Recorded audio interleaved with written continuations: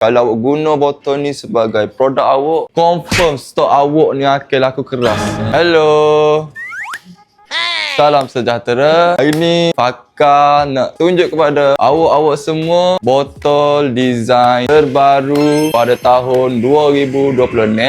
Ni memang betul-betul rare design dia, memang betul-betul eksklusif. Kalau awak guna botol ni sebagai produk awak, confirm stok awak ni akan laku keras. Saya tak akan nipu. Boleh-boleh poso ni tak baik nipu. Ni kalau awak tengok dekat tangan Fakar ini, ada botol baru bersaiz 31 ml. Kali ni design botol ni hadir dengan design yang betul-betul unik. Kalau awak nak cari botol jenis gini ni, awak tak akan jumpa mana-mana. Dekat NKH je ada jual botol pelik-pelik lagu ni.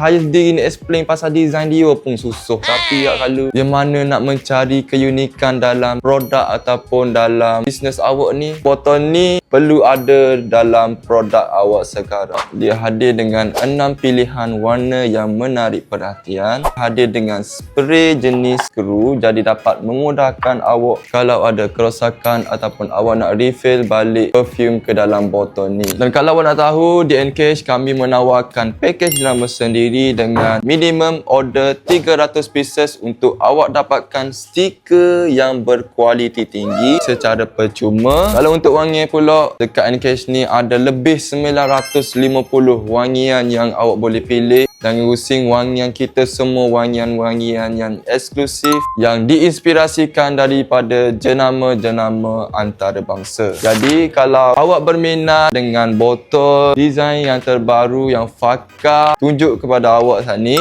awak boleh klik link di bio, kontak kita orang punya team sale untuk tahu gapo-gapo berkaitan dengan perfume ni. Awak boleh kontak saja team sale kita orang. Jadi ingat Thailand Fakar, wangian premium, gaya eksklusif, harga mampu milik.